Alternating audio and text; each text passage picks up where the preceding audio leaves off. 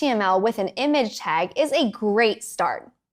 However, there are certain important things to keep in mind when using images on the web.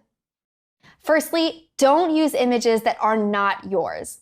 You can get in a surprising amount of trouble if you do. You can always use your own photographs, your own illustrations if you like to draw, or you can use one of the many stock photo sites available online that have a number of obscure photos for any kind of need that you might have for your website. Don't hesitate to use them.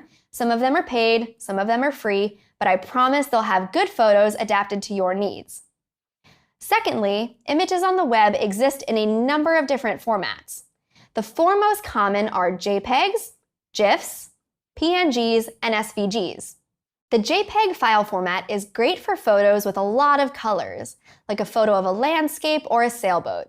The GIF file format is great for animated images like you see on Twitter, or for images with very few colors like logos. Now, the pronunciation of GIF is a hot internet debate for the ages, so you may also hear people say GIF. PNGs are great for images with transparent pixels. There are two different types of PNGs, PNG 8 and PNG 24. Often, you don't need to think about this difference, but if you do notice that an image on your website is less colorful than you expect, you should check to make sure that it's saved as PNG 24, which allows for more colors. Lastly, SVGs. The V stands for vector, which means that the image can be scaled up and down and not lose any quality. They're great for logos and simple images like flags. Regardless of which image format you use, just make sure to save your images at a reasonable size.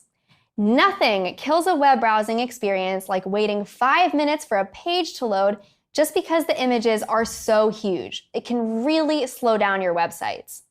With these considerations about images in mind, you can use the image tag in HTML in the best way possible.